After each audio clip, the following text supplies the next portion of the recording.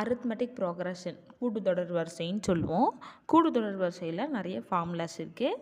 அதை எப்படி நம்ம ஈஸியாக ஞாபகம் வச்சுக்கலாம் அப்படின்னா, இப்போது ஒரு ஏபிசிஎஸ்க்கு nth டேர்ம் கண்டுபிடிங்க அப்படின்னு சொல்கிறாங்க அப்படின்னா, அதாவது இத்தனையாவது உறுப்பு எண்ணாவது உறுப்பு கண்டுபிடிங்க அப்படின்னு சொல்கிறாங்க அப்படின்னா, அதுக்கு என்ன formula? Tn equal to a plus n minus 1 into d. ஓகேவா? தென் n டேர்ம்ஸ் கண்டுபிடிங்க, மொத்த உறுப்புகளின் எண்ணிக்கை கேட்குறாங்க அப்படின்னா என்ன ஃபார்முலானா,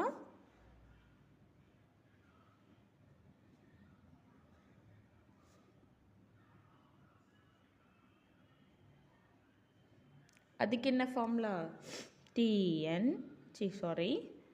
n equal to last term minus a divided by d plus 1. ஓகேவா? தென் இப்போது ஏபி வந்துட்டு நார்மல் சீரீஸில் இருந்தால் இது வரும்.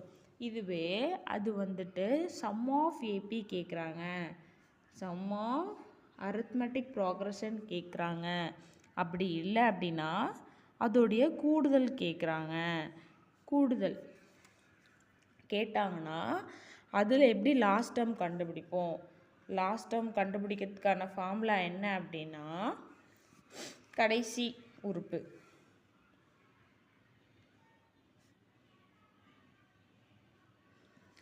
Sn equal to n by 2 a plus l. ஓகேவா?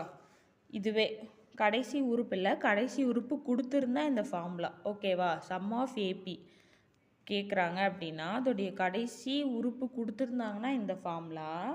இதுவே ஃபஸ்ட் அண்ட் லாஸ்ட் டேர்ம் கொடுத்துருந்தாங்க அப்படின்னா, ஃபஸ்ட் அண்ட் லாஸ்ட் டேர்ம் கொடுத்துருந்தாங்கன்னா, அதாவது முதல் மற்றும் இறுதி உறுப்புகள் கொடுத்துருந்தாங்க அப்படின்னா அதுக்கு என்ன ஃபார்முலானா, ஃபஸ்ட் டேர்மும் லாஸ்ட் டேர்மும் கொடுத்துட்டு இதோடைய சம் ஆஃப் அரித்மெட்டிக் ப்ரோக்ரஷன் என்ன அப்படின்னு கேட்டாங்கன்னா Sn equal to n by 2, இந்த ஃபார்முலா கூட 2 மல்டிபிள் பண்ணும், 2a plus n minus 1 into d. அவ்வளோதாங்க. இதில் ஏன்னா என்னது? First term. டினா என்னது? Common difference.